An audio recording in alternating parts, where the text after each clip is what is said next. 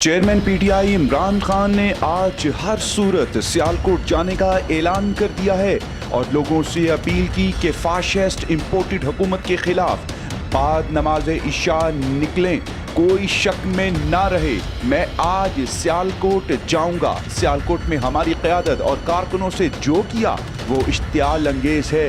मुजरिमों का ये ग्रुप जमानत पर रिहा है। लंदन में मुजरिम माफिया बॉस ने हमेशा मुखालिफिन के खिलाफ हथकंडे इस्तेमाल किए। ये इक़्तिदार में होते हैं तो सुप्रीम कोर्ट पर चढ़ाई करते हैं, जजिस को रिश्वत देते हैं। हुकूमत में हो तो मॉडल टाउन जैसे सानहे होते हैं। नवाज शरीफ खुद को अमीरुल मोमिनीन करार देने की कोशिश कर रहा है।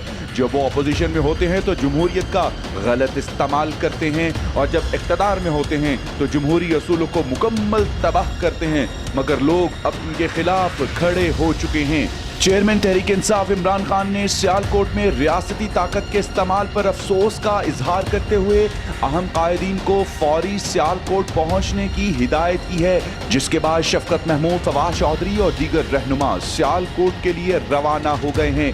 सियालकोट की सूरत हाल पर इमरान खान ने हंगामी इजलास बनी काला में तलब कर लिया है। तहरीक इंसाफ के कारकुनों से पंडाल खाली कराने के लिए पुलिस की आंसू गैस की शेलिंग और लाठी चार्ज किया, जिसके बाद कई कारकुन जख्मी हो गए।